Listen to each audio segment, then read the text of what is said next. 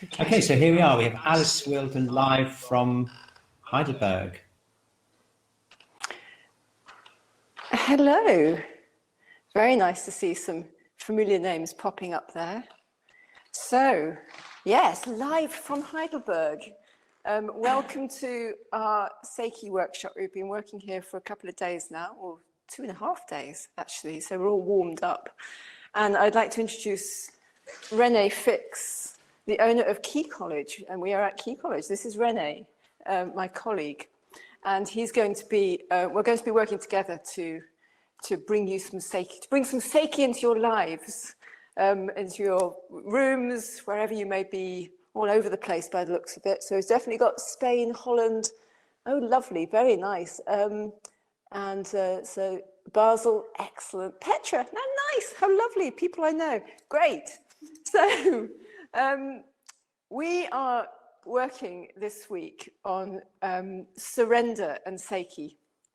And so I'm just going to say a little bit about that, and then we'll do an exercise together. Surrender is kind of what we're calling no mind at the moment. It works for us, and it works with Seiki. There's a lot said about no mind, coming from no mind these days, but that might be a little bit hard to get hold of. It's not doing, but what is not doing. So we've been talking about it in terms of surrender. And this is really letting go in a number of ways. We're letting go of the ideas about the person in front of us. We're not bringing our agenda. We're bringing a frame. So Seiki is a frame that we're bringing, but it's not an agenda as such. So at the heart of Seiki is the person we're working with. And of course, that might seem very obvious, but we're not trying to impose a diagnosis on them or interpret them in any way. This is very much about seeing what comes when we surrender to how it really is for them. And so in Seiki, we're becoming a mirror. This is the idea, to be a mirror to this person, so that the emphasis is on their process entirely and not imposing on that. I wouldn't say not quite affecting it, but not inhibiting their process, but rather being a mirror to it. So that when you are an effective mirror to a process, that process can become more self-conscious and more, it can become clearer to itself, if you like. But a mirror of any kind, even a dirty mirror, is useful. But the cleaner the mirror is, the more useful we can be. So if we see ourselves as mirrors, then the cleaner we can be, the shinier we can be, the more use we are as practitioners. So we've been talking a lot about this lately, and really I've started to think that so 90% of Seiki training is about cleaning yourself, clearing and cleaning. There is skill, of course. There's skill you develop in touch, in recognizing where to touch, how to touch. But really, the more you're clean in yourself, then the clearer your vision is, and the clearer it is where to touch. So really that is most of our work here. And as part of that cleaning, we do surrender practice. And what we're surrendering is the mind body to clean itself, if you like. We're surrendering to flow, we're surrendering to reality, we're surrendering to who we are and allowing that to clean ourselves. So there are a lot of willful practices that I'm sure many of you and we have all engaged in. Great, fantastic willful practices, meditation of various kinds, Tai Chi, Qigong, whatever it might be, which involve discipline and choosing to do something. But here we do the opposite. We set up a frame which is a discipline, but within that we surrender. We don't do anything as such. And the cleaning takes place. Movement happens. And we're not looking for something in particular. We're open to anything. So openness is very much essential to this practice. Genuinely open to how it is. And we find that that comes in layers. Your openness today, you may discover that you're more open today than you were yesterday, but you thought you were open yesterday. So this taking layers off our mirror is what we find happens. So we would like to invite you into our workshop and do a little practice together. And so wherever you are, I invite you to stand up and be somewhere where you could see the screen, because I'm going to invite René to come and I'm going to talk and he's going to show what we're doing here. And this is just a taste of a surrender practice that I invite you to engage in with us here. And so we'll all do this together. So you need to be able to stretch your arms out and stand up. You could do this sitting down, but I think it works better if you're standing up. And come and join us. So René, would you like to come to the mat? And everybody to stand up. So this is, of course, a mixture of a discipline and surrender. So, of course, it's a willful practice, but there's a piece of surrender. There's a little bit that you find of surrender in this practice. So it's very straightforward. So first of all, place your hands together in a prayer position.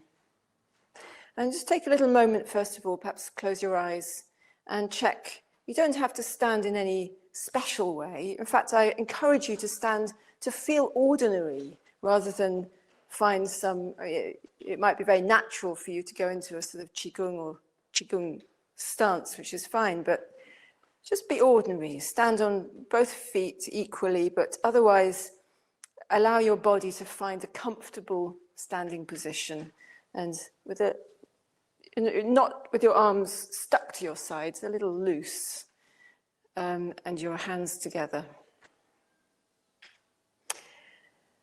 And you can keep your eyes closed for much of this, but I encourage you to open them occasionally to see so that when I asked René to demonstrate, so that you can see what I'm talking about.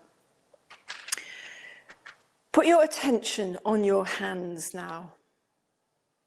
And with your eyes closed is easiest. So you have your attention on your hands. And you feel into your hands. Relax your shoulders. There's no need to keep your hands in an upright prayer position. You're just relaxed. Your attention on your hands. Your hands may start getting warm. And I know that many of you are very experienced with you using your hands, so this should come pretty naturally to you. And gradually your hands start to feel like one. What's the difference? One hand, two hands. No real difference. The hands start to become one. And your breathing is relaxed.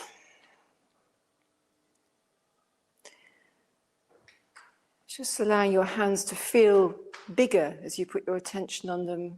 Perhaps they warm up. Perhaps they become a little bit tingly, a little bit fizzy. So just keep this feeling for a little longer, this one hand, no hand. Feeling of your hands together. And just check out your posture. Keep your body relaxed. Keep your breathing relaxed. And now you can separate your hands. Start pulling them apart a little. This may feel a little strange or almost a little difficult to pull your hands apart sometimes. And now you're going to introduce your breath between your hands. So it may start quite small to begin with. This is your breath between your hands. Maybe feel like a ball or a connection. So your hands are still one with this connection between them. And now as you breathe in, you allow your breath to fill the space between your hands. And they come apart a little bit further. And as you breathe out, they just come together a little bit. So that as you breathe in and out, your hands have the breath between them and are moved by the breath.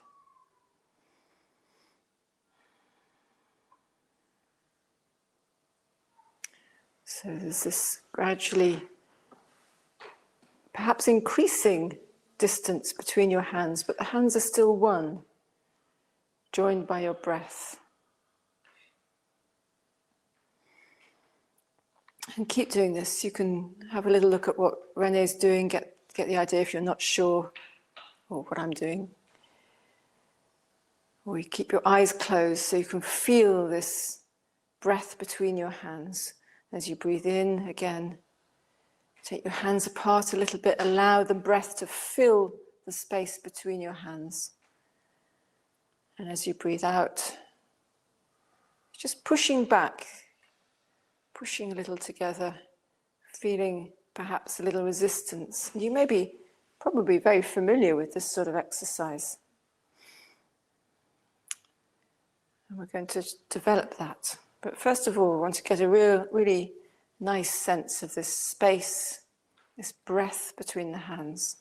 And as you breathe, take the hands just a bit further apart. If you lose the feeling of connection, you can bring them back towards each other, but otherwise just keep growing this feeling of space and breath, joining your hands together. Still one hand, joined by the breath. As you breathe out, they come back a little bit. As you breathe in, wider apart, so that the breath is moving your hands. And in a way, there's a little surrender here just to the movement of your breath. The breath is that place, the one thing that is in the place between conscious and unconscious, something that we have control of and something that is automatic. So the breathing is already surrendered to some extent, although you can, of course, control it. So keep expanding the hands, the space.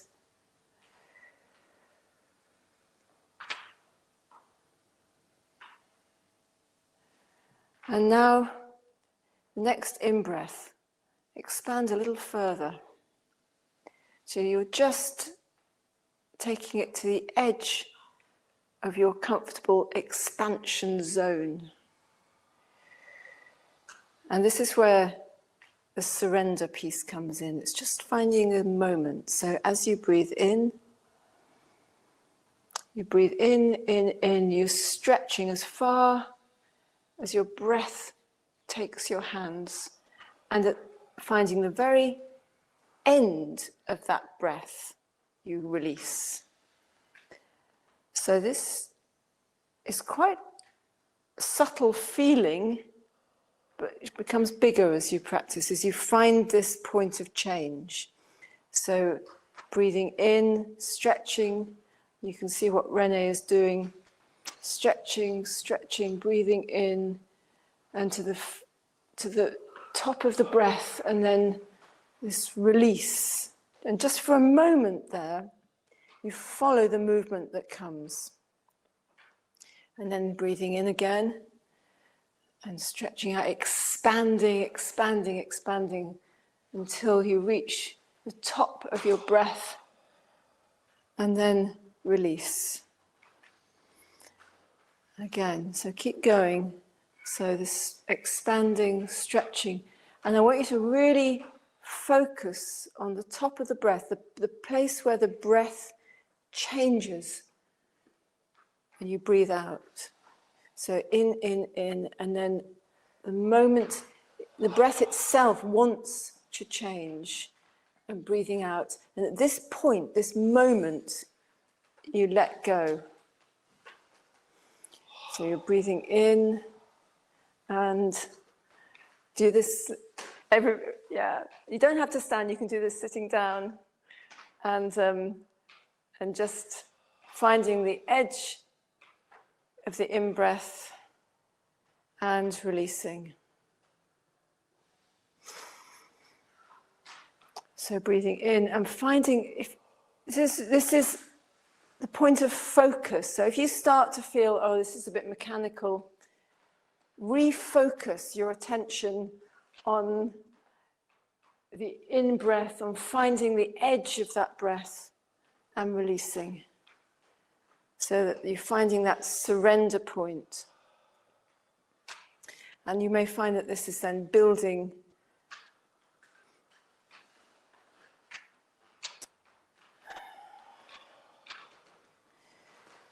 a feeling of movement, a heat in your hands, and this moment of surrender becomes a little bigger as you keep going. So expanding out, releasing, and finding that the movement comes itself. So your arms, your hands, it's almost like pulling a rubber band and then releasing it. Pulling it again and release. Pulling a rubber band, breathing in and release. And this is the place that you're looking for, this release. Because this is where you start feeling your own movement. Something moving anyway. Something wants to move itself. Of course, it's conscious, you could control this, you could stop this, but there's a little feeling of it's moving itself.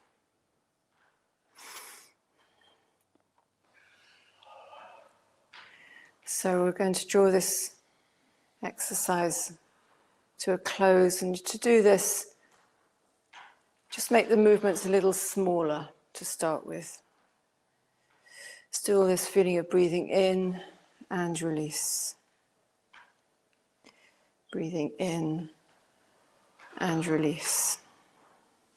The hands start coming back a little closer together. Maybe their hands feel very big now, like you've got those giant hands attached to them. And coming back together.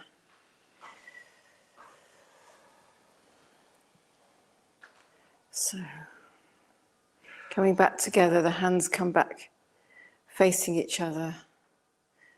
And maybe there's a big feeling between your hands now. Sometimes a very big feeling. They don't want to come back together, so you blow between them. And the hands come back together. And I invite you now to join us. I'm going to demonstrate with Renee how this relates to Seiki. This expansion, this surrender. So I'm just going to take a moment to tilt this a little. I'm going to move over here. And, okay. So, I think that's okay.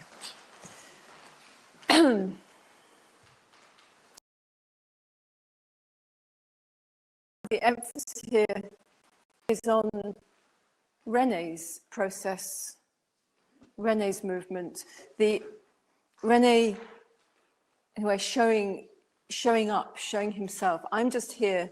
My only job is to be the best mirror I can be. So this emphasis on surrender, rather than the emphasis on learning any technique or on me, it really places the emphasis back on the person. So here, I don't want René to feel me or my influence on him. He may feel some influence. I want him to feel himself more, because this is so much more pleasurable and so much more useful to feel yourself. So we start in the seated position sometimes, and from the surrender practice, still movement. So I'm just here to recognize this movement, not to move René, but to recognize, not even support. I was going to say support, but it's not even quite support movement, but more to really recognize it. And in that recognition, sometimes there is some feeling of little support to that movement, but really it's apprehending. I appreciate, we know there are many people for whom English is not the first time, but apprehension feels like the best word for me. When you almost take hold of something and really appreciate it in every dimension, apprehending it. But still no diagnosis, no judgment, no labels, just movement.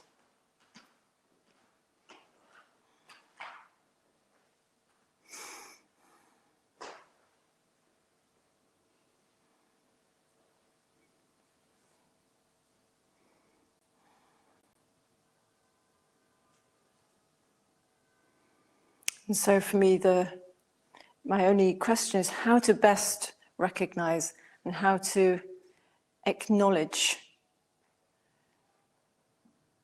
René's process and how to honor his process.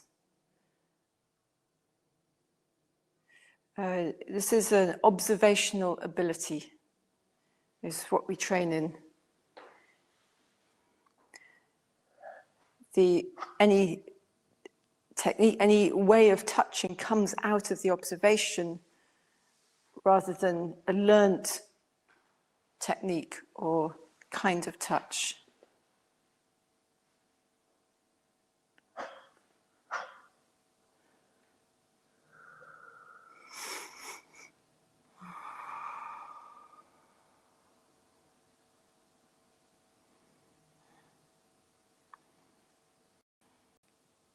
So we look beyond the body. In fact, we're not really particularly interested in the body.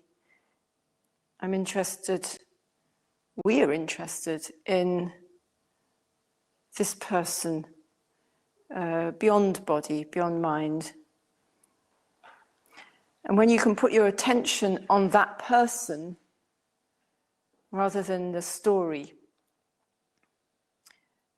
then there's possibility of space, there's possibility of letting go of that story. And what we're touching here then is space.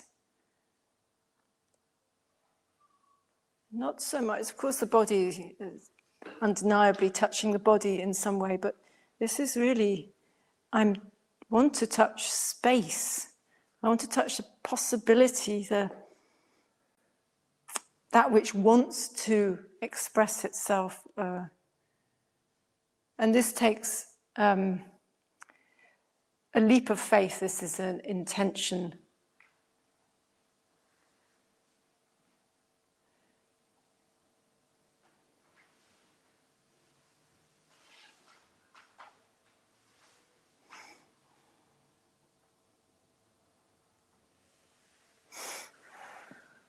So lie down, please. And there is a question of when, if we do the practice, if we do Seiki like this with the surrender practice, at what point does it become something more like a treatment, if we're going to call it a treatment? And for me, this is a continuum, it's a line. This is process.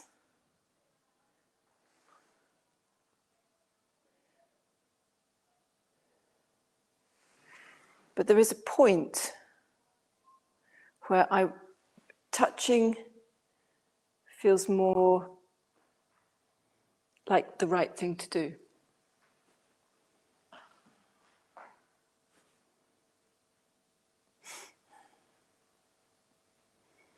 So it becomes a more intimate dialogue.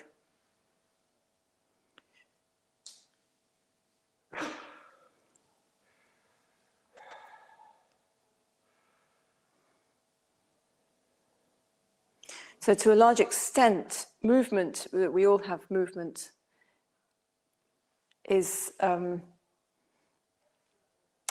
communication.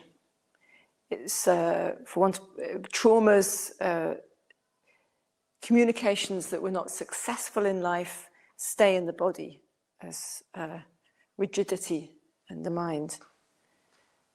So your job is to understand, not intellectually, but to recognize this movement. Not so much interpretation as recognition. So there's a sense here, for me, of something coming up here. And it's true that there are many places you could touch. So the question then is, what is the most efficient place? Where's the center of this movement? So again, cleaning yourself is also cleaning your vision. Where to touch. And the only thing that then guides a touch is the feeling itself. How to touch this feeling.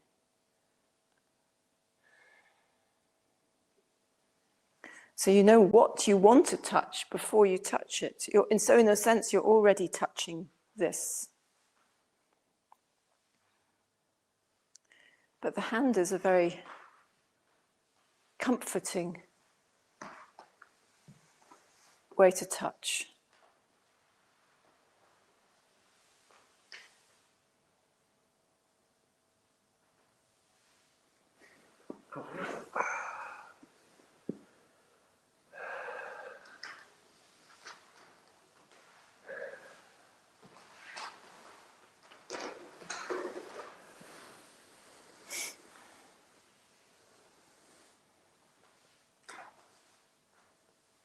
Turn over.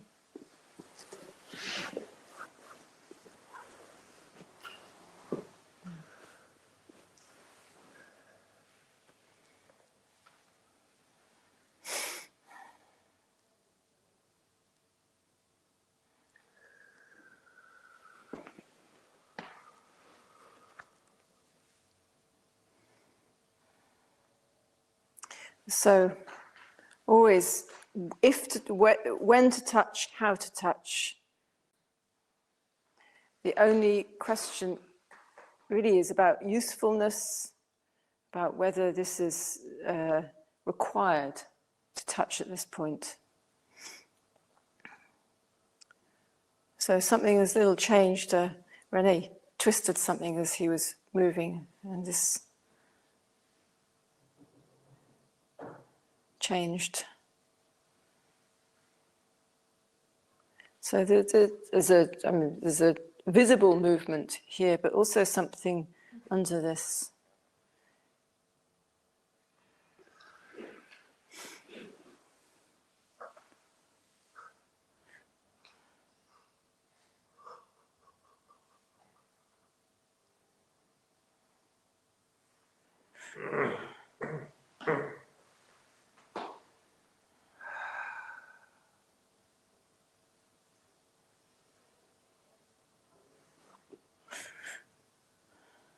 So this pattern of movement becomes clearer.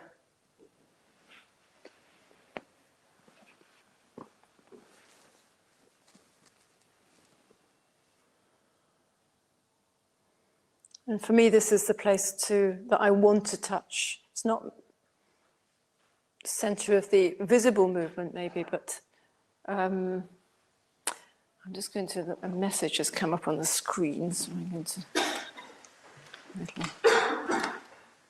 okay, let's turn that off. So, I think we're okay.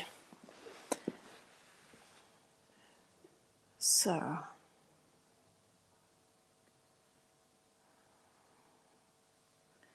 okay.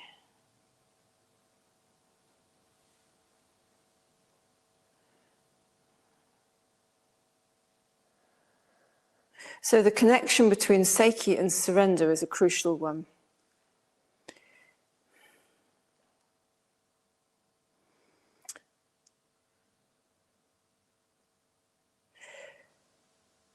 And there are different ways in which this surrender can be found in Seiki. So for me, I have to be completely, although I frame the session, there's a surrender for me because I don't know what's going to happen. So I have to surrender to what's really there. And that can be a little bit troubling. If you're used to a framework and a diagnosis and working from that diagnosis, it can be a little bit threatening, I suppose, a little bit, not much insurance policy, if you like. But for me, this is what makes it exciting. And I was saying the other day, this is like the extreme sport of the shiatsu world, or the manual therapy world, because this really is on the edge. What next now? I don't have a diagnosis to decide that I'm going to go down the leg now. I have to be present right now. So what we're doing as well in Seiki training is training the attention to be open, relaxed, and to keep your attention with this person for a full session, which is quite strenuous to begin with. Because you have to be there to see what's going on.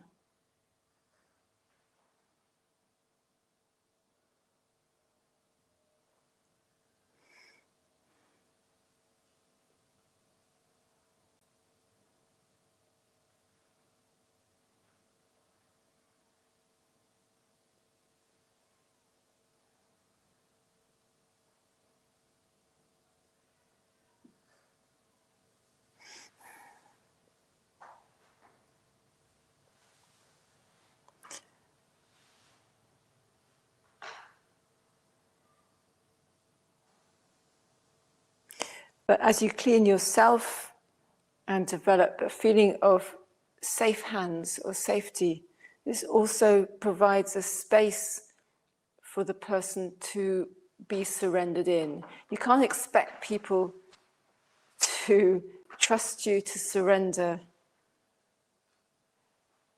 without this developed feeling of space.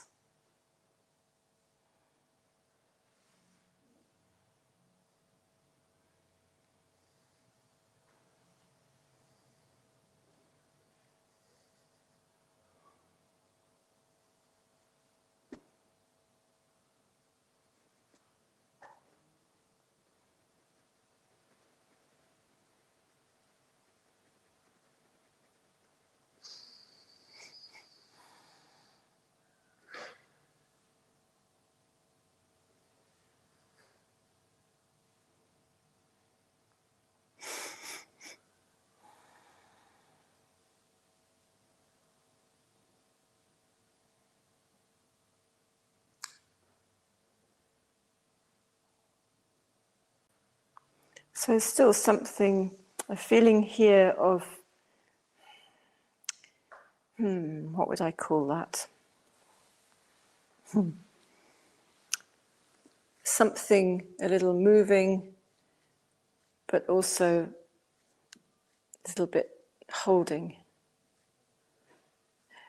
It's a little hard to put into words because that requires a certain amount of judgment, and judgment's not really possible from this observation, this moving feeling.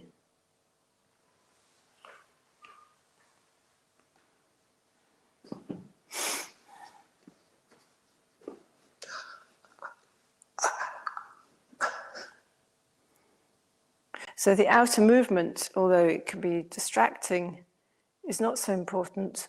This, what's coming up, is what I'm interested in here. This place, here.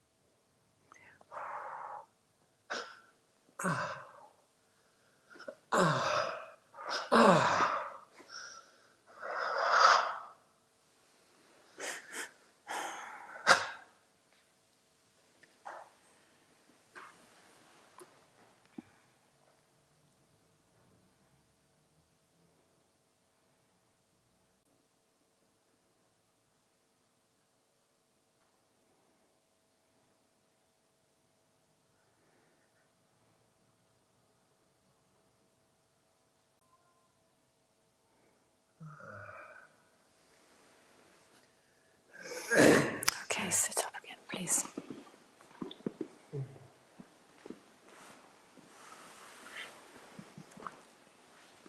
So, can you come a little forward, please? Thank you. Okay, so.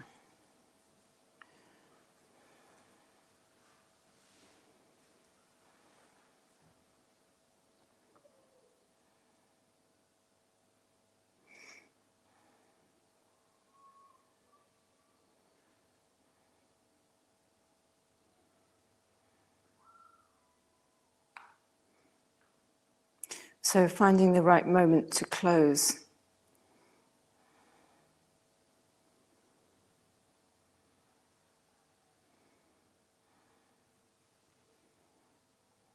In a way, to finish is an art all of its own, to finding this right moment. And sometimes it's just a matter of timing that you have to close.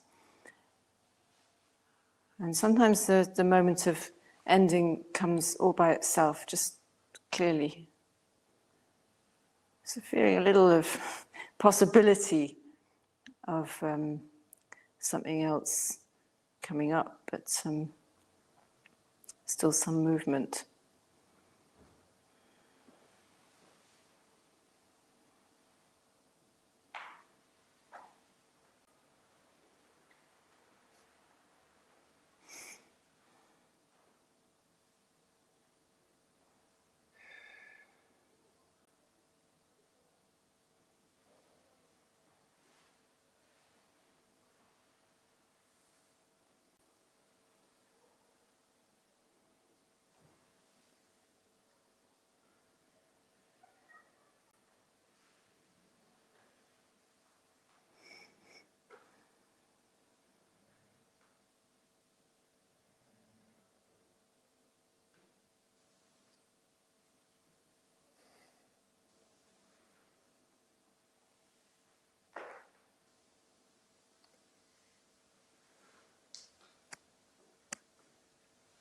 Okay, thank you.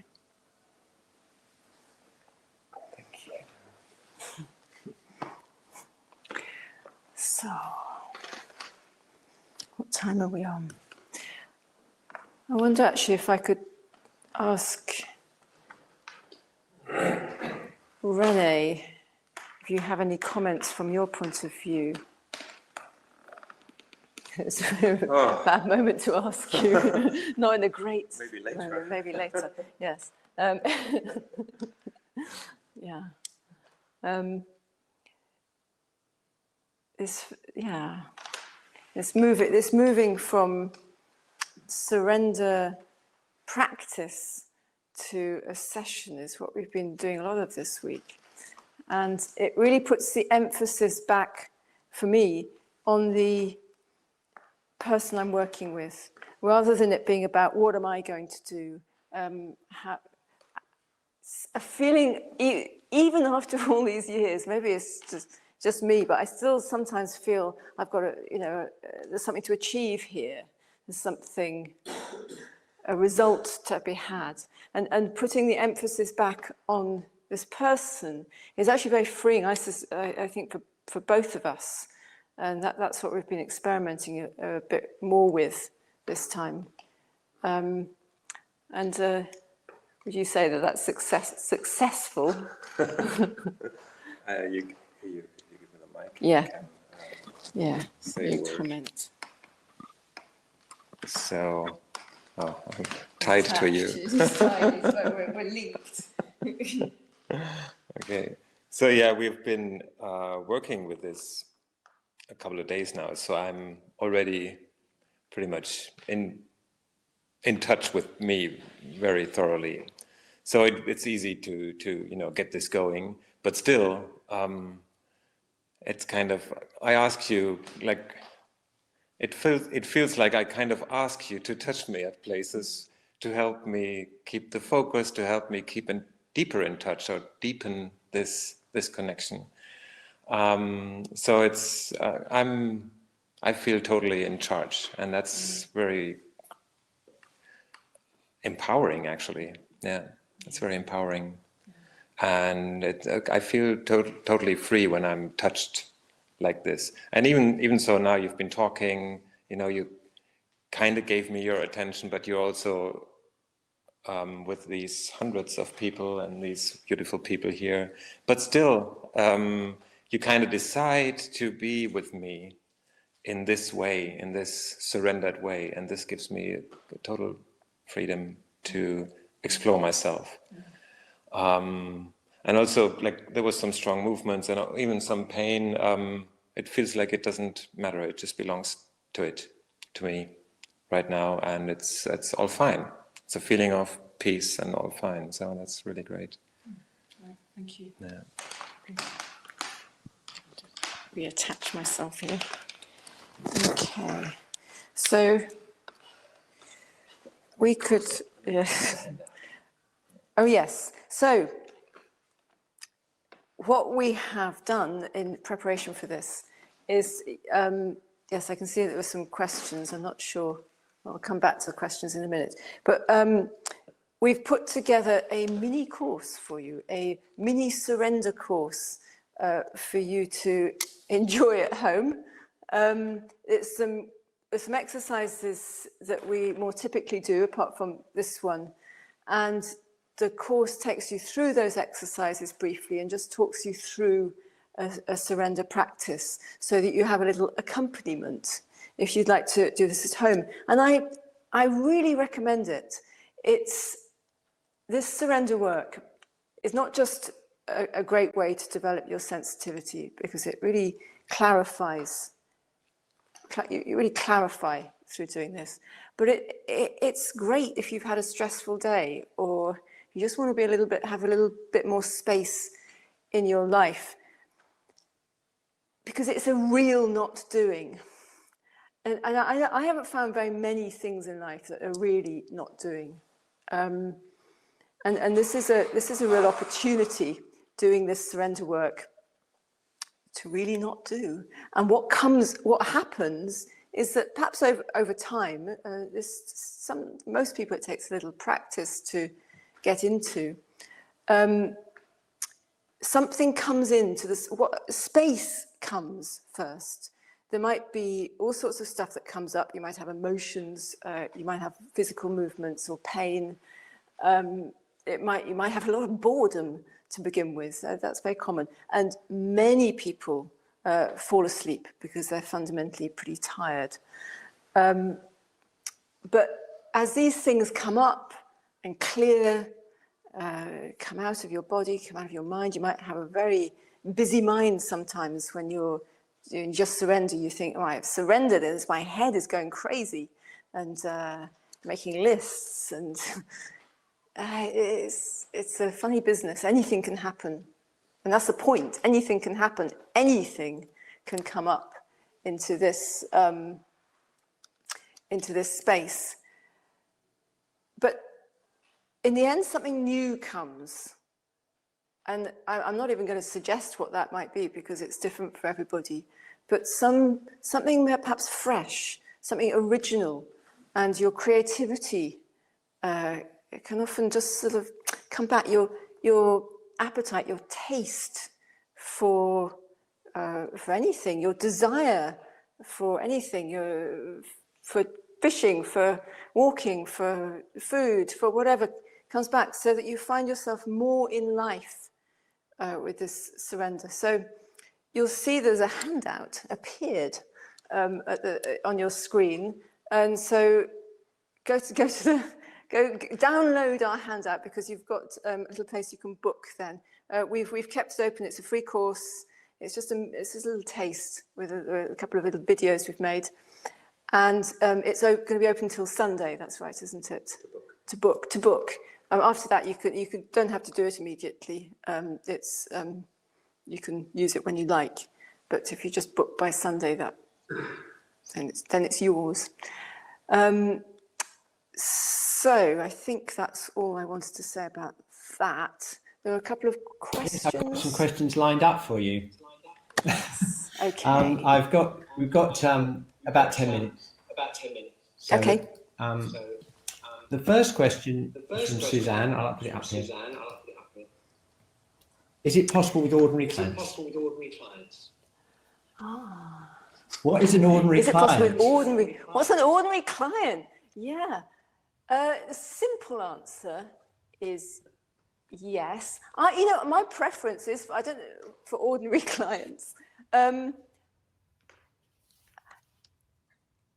Well, I'm not quite sure what you're asking, Suzanne, whether you're asking about the surrender movement or the Seiki. So I can address both of those things. I think she was talking about more the actual whole form, the treatment form. The treatment form, yes. Form, yeah. Seiki, absolutely. People love it.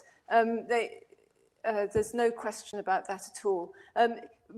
The person brings with them it's almost like when you learn to read, and I'm sure you all know this to some extent, when you learn to read somebody, you read also what it is that works for them, what's relevant now, what kind of touch,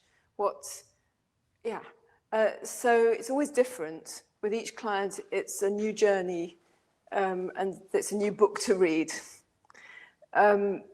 So really, in a way, it's a bespoke service. Seiki, you're really listening to what this person is saying in this moment. So people actually find it extremely satisfying work. So yes, anybody. Here we are. Annika wonders, just a technical thing, why did you put Rennie's hand on your knee? Well, it's a habit I've acquired from Kishi, and I like it. And it's something about when I started treatment, I started this session in a way that I often don't. I usually start a session with a client not seated, although you can, and some people do. I would ask them to lie down and pick up their wrist, hand, put it on my knee. It's a really nice, friendly initial point of contact. And not only that, but the wrist connects very closely with the abdomen. So it's a way of instantly connecting with the whole person. And it's friendly. I know that some people think, oh, that looks a bit weird, but actually when you experience it, I think, perhaps I should ask people here, do you think it's a friendly touch? It's not intrusive or weird?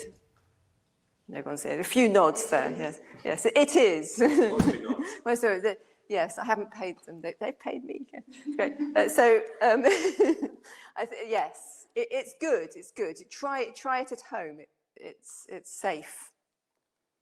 There was a big discussion. Sorry about the echo, by the way. But there was a big discussion about Seiki and Reiki and whether they're similar in any way. No, not at all. I mean, I should say that I've received Reiki. I've never trained in it. Kishi actually was way back in Hawaii, great friends with one of the first Reiki people. I could take his word for it then, that it's not the same thing.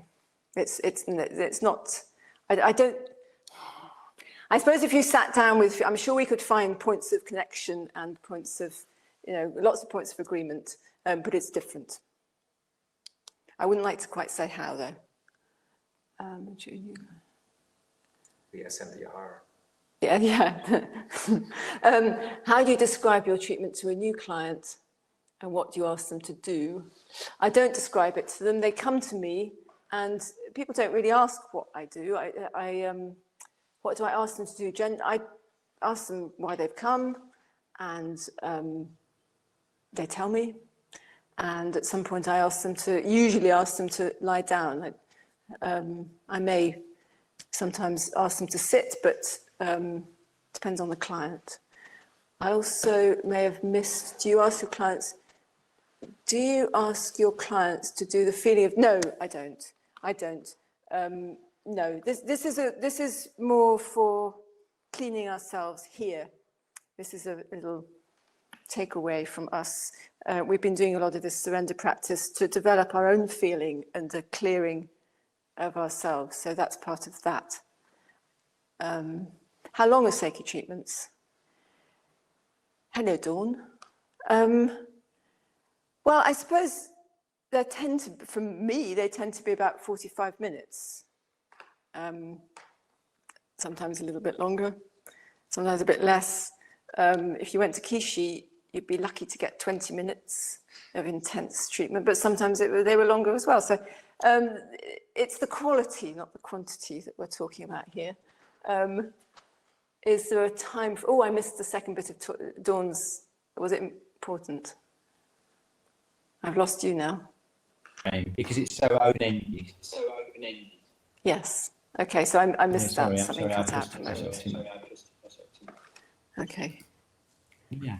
Was there anything else? I don't think that's it. I think that's all the question. Okay. Wow. Yeah. So that's brilliant. Yes. So I've given out the handout. Thank you. Just want to say a particular thank you to all the people in the class for allowing us to share the space with you. So thank you to all of you. Yes. I have noticed another question from Elaine about incorporating shiatsu and seiki. Ah, right. Okay. Yes, I haven't flagged that up. Yeah. Have I got time? Yes, you have. You've got a few minutes. Yeah. Yeah. People always ask about this, and I often say that I'm not really necessarily the best person to answer that, because as soon as I met Kishi, I abandoned shiatsu as I had learned it completely, and just focused on Seiki. But I know that I think thousands, hundreds anyway, of people over the years went to Seiki workshops with Kishi or Kyoko or me or other people, and most of those were probably shiatsu people, and very few of them ended up doing Seiki. However, Kishi's influence, Seiki's influence on shiatsu globally has been enormous. So I think, René may comment on this, but I think what a lot of people say that they learn a quality of touch, they learn spaciousness, they learn about listening from this work. So that even though they may not call what they do Seiki, or may not want to do Seiki as such, they've nonetheless taken an awful lot away from it. And I would say that 80% of people who have always come on Seiki workshops come for their own self-development. That's not really answering your question. But is there anything you want to say about Seiki and shiatsu that might be interesting to people? Yeah, I think it's like mixing it in some ways quite difficult. But there's Seiki can have or does have a very strong influence. Experiencing Seiki as treatments or as coming to workshops, finding out about this kind of touch, about this kind of quality of sensibility and all that, for me was a very strong influence for my shiatsu for a long time. But then really doing Seiki, there needs to be a decision to fully commit to that, I think. But there's millions of ways. But yes, it happens that your shiatsu is influenced, inspired, and changed by Seiki in I think, in a very positive way. Yeah, I agree, really. There's a different mindset, and I'm sure we could have argue and talk for hours about it, but for me, there was a very different philosophy about Seiki, and that they didn't mix. But that's fine. You can still enjoy it. I've got experience of having giving tutorials to people who have studied with Kishi or Seiki, and I've always noticed the difference in their presence and the quality of the touch. I think I definitely support that. It's definitely something. Yeah. And I think you're absolutely right. I mean, Pauline Sasaki was really influenced by TCS, we all know. Yes, in turn, very influential. Yeah, I just noticed somebody said that the link in our handout. Don't worry about that. We've already sorted that out and put it in the chat. You've sorted. You see, that's what the team are here for. Wow, the team. So marvellous. Okay, we have to go. We have to go, Alice, because we only have an 8-hour webinar. It's only been 8 hours, so it'll automatically go off in 3 minutes. Okay. So, and that was what that means, by the way, 30-minute one. So just a massive thank you. I'm sure everyone in the chat would love to just give their appreciations with some kind of emoji. You're getting lots of hearts and celebratory things. They love it. Hey, lots of lovely people. Hello, Mira. And it's such a wonderful way to finish the day. We've had such contrasting presentations, and that was just such a meditative and really calm way to do it. It's so lovely to see that room in Heidelberg. Really wonderful. Lovely to see you. Okay, brilliant. We should just finish off. I'll just take the time off. Mic off. There we are. Sorry about that little bit of echo there. I don't quite know what that was all about. Okay, so we've literally just finishing now. And look, wasn't that a wonderful presentation from Alice with Rene's help there. Really, really enjoyed that. And at the end of a really amazing day. I don't know how you've been, but I've just been, it's been great for me. I've been taking part in all of the presentations. And I even got a free tutorial from Gallo right there at the beginning of the day. That was just so awesome. I hope you enjoyed that. Some of you are already emailing in saying, how can we see the recordings? Well, we can explain that as we go along. If you just go to New Energy Work, we'll have that all linked up for you, and we will email you with how to get to it. We're basically creating an online course of all the videos. And if you're a member of New Energy Work, or a free member or any kind of member, then you'll be able to have access. And we're going to spend 3 weeks after the Congress presenting all the videos with the Tuesday webinars. So you can always come along to the Tuesday webinars and check them out, or just get the recordings of those.